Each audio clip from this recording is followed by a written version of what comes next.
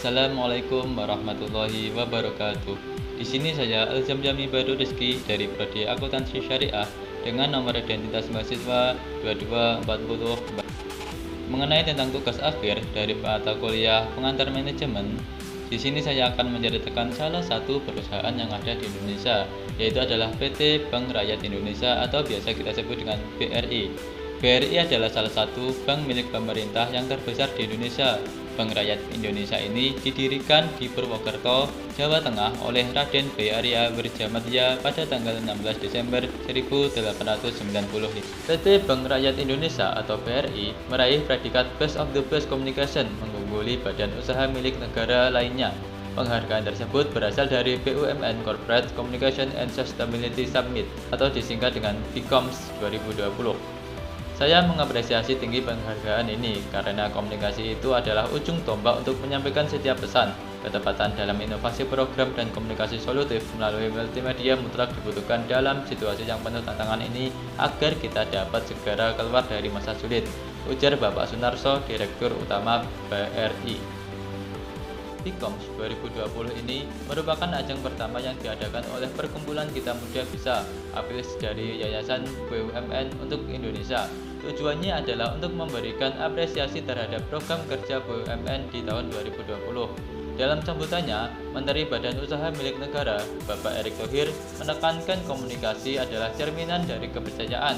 Kepercayaan market kepada BUMN saat ini luar biasa berkat adanya komunikasi yang baik.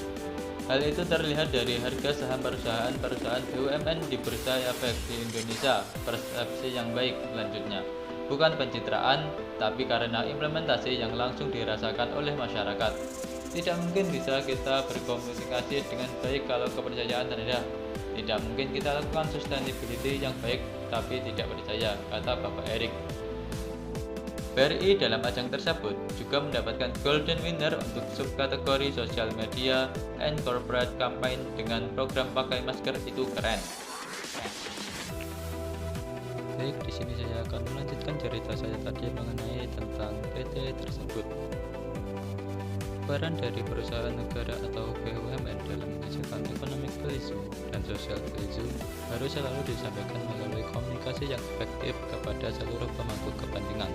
Oleh karena itu, corporate communication atau komunikasi perusahaan perlu dilakukan secara kreatif dan berempati untuk merealisasikan tujuan tersebut. Menurut Corporate Secretary BRI, Estika Oriza Gunarto, komunikasi perusahaan harus selalu update terhadap dinamika yang terjadi. Jadi itu yang kami lakukan di BUMN sekarang, baik corporate komunikasi maupun marketing komunikasi. Kami harus terus membuat sesuatu yang kreatif dan serasa empati sehingga tetap on the track dan tepat tujuan, ujarnya dalam acara BUMN Corporate Communication and Sustainability Summit. Astika yang juga menjabat sebagai Ketua Forum Humas BUMN menambahkan bahwa dalam komunikasi pesan tersebut perlu mengikuti alur yang ada dalam masyarakat atau media sosial. Dengan demikian, program dari tim komunikasi harus dapat selaras dengan tren yang sedang up to date. Corporate communication pun, kata Estika, harus mampu menangani setiap permasalahan di berbagai kanal komunikasi seperti media sosial.